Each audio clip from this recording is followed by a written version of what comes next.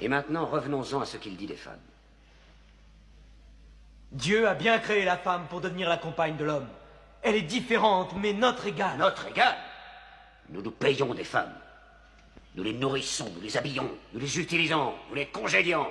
Les femmes, nos égales?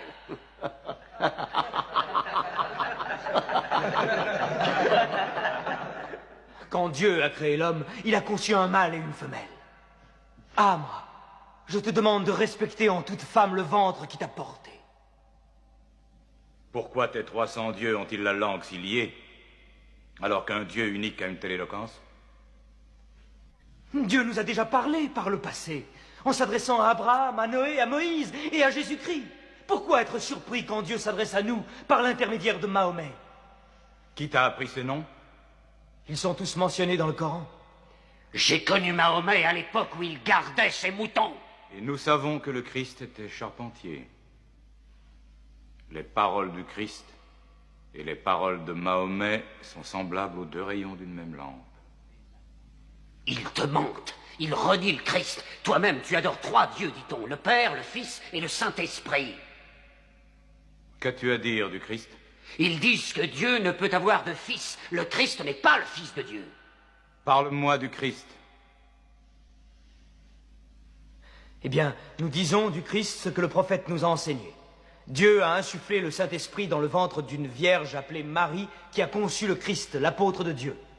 L'apôtre, tu as entendu, et pas le Fils. Et ton miracle, ton Coran, qu'est-ce qu'il dit de la naissance de notre Seigneur Jésus-Christ? Je peux citer les paroles? Approche-toi.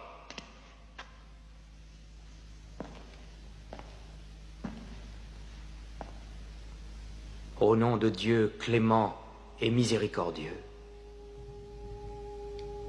Raconte dans le livre l'histoire de Marie. Quand elle s'est isolée de sa famille en un lieu situé à l'Orient, comme nous lui envoyons notre ange Gabriel qui lui dit « Je suis le messager de ton Seigneur. Je suis venu t'annoncer la naissance d'un fils saint. » Elle lui demanda « Comment pourrais-je avoir un garçon alors qu'aucun homme ne m'a touché ?» Et Gabriel lui répondit « Car ton Seigneur a dit, il en sera ainsi.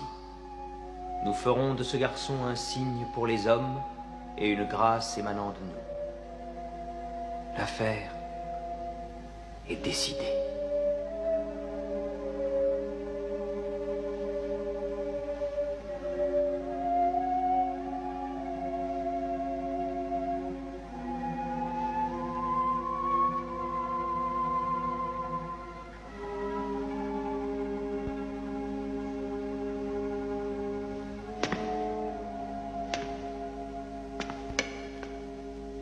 Finalement, la différence entre nous et vous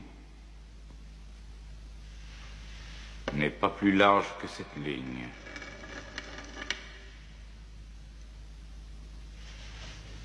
Contre une montagne d'or, je ne te les livrerai pas. Vous pouvez vivre en Abyssinie en paix, aussi longtemps que vous le souhaiterez. Et puisse Dieu vous bénir tous pendant votre retour.